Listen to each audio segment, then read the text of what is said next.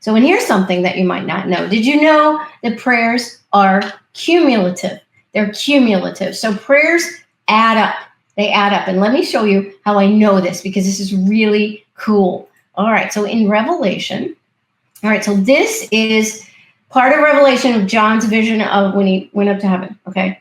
And he says this: when God had taken the scroll, the 4 living creatures and the 24 elders fell down before the Lamb, each one holding a harp and golden bowls full of incense, which are the prayers of the saints.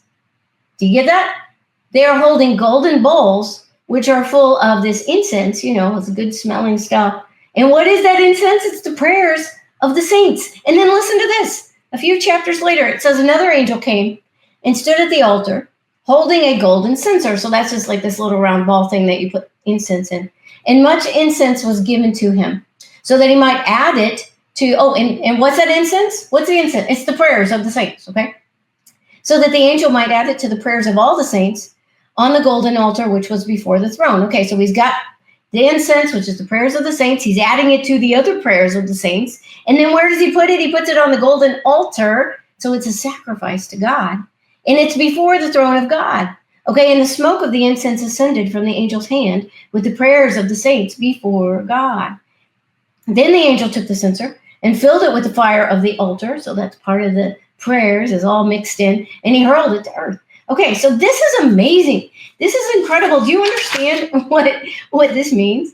Okay, God not only hears our prayers, okay, but our prayers are actually tangible in heaven. We can see them, we can feel them, we can touch them. And I have actually seen visions of this. So if you follow me, my channel, I have visions, okay? And sometimes in the visions, I see heaven. And I have seen this. I have seen where people have prayed, and their prayers, you can see them. They're like this glittery colored smoke kind of rising up as they pray. And I see angels like playing in the prayers and like taking the prayers upward to heaven with them. And so, it's amazing. It's just amazing.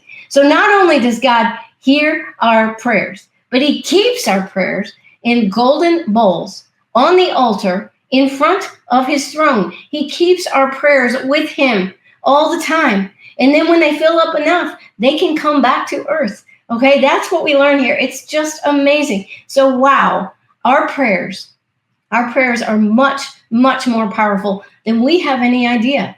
They are very, very significant to God. He keeps them. He keeps them with him. So what's the message here? What is the message here, people? Fill up your prayer bowls. We need to be praying. It's very, very important. They are significant. They are powerful. Prayer does stuff in the spiritual realm. Please don't doubt that. Fill up your prayer bowls. And here is my prayer. My prayer is that we believers, we Christians, the body of Christ, that we will understand how powerful prayer really is. And because if we could only catch like the tiniest little glimpse of the power of prayer, we, the body of Christ, we would collectively fall on our knees. And we would be so hungry to spend time with Jesus in prayer if we only understood the tiniest bit of how powerful it is. You know how I pray at the end of every podcast for God to give us hunger, right? We wouldn't need to pray for that anymore because we would just be so hungry for God and to spend time with Jesus in prayer that we couldn't get enough of it.